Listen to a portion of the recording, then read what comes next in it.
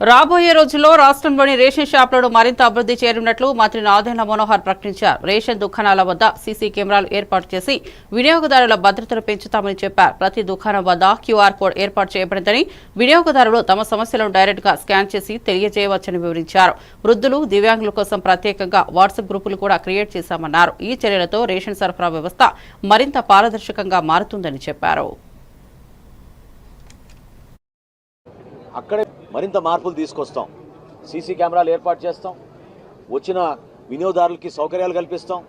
ఈ షాపుల ప్రాంతంలో పారిశుభ్రత గురించి అక్కడ ఉన్న డీలర్లకి ఈ వ్యవస్థ పైన వాళ్ళకి పూర్తి అవగాహన వచ్చేటట్టు, ఎవరైనా ఇబ్బంది పడితే అక్కడే మేము పోస్టర్ పెట్టి జాయింట్ కలెక్టర్ గారి నంబరు, మా డిఎస్ఓ నంబరు, తహసీల్దార్ నంబరు, ఆ షాపు డీలర్ పేరు కూడా, ఆయన ఫోటో, ఆయన నంబర్ కూడా అక్కడ చాలా ప్రముఖంగా ప్రచురించి ఎవరికి ఎటువంటి ఇబ్బంది ఉన్నా కూడా దాంట్లో పెట్టమన్నాం. ఇదే కాదు, అక్కడ క్యూఆర్ కోడ్ కూడా పెట్టాం. ఆ క్యూఆర్ కోడ్లో ఎవరైనా సరే వాళ్ళ ఫోన్లో స్కాన్ చేసి వాళ్ళకి సమస్య ఉందని వాళ్ళు చెప్తే డైరెక్ట్గా మా కమిషనర్ గారి దగ్గరికి ఆ ఇన్ఫర్మేషన్ వస్తుంది. కేంద్ర కార్యాలయం నుంచి మేము పర్యవేక్షించి ఎప్పటికప్పుడు తూకం విషయంలో కానివ్వండి, ఎక్కడైనా ఏమైనా నాణ్యత విషయంలో కానివ్వండి, క్వాలిటీ లోపాలు ఏమైనా ఉన్నా సక్రమంగా సరైన సమయానికి వాళ్ళు తెరవకపోతే మేము చర్యలు తీసుకుంటాం.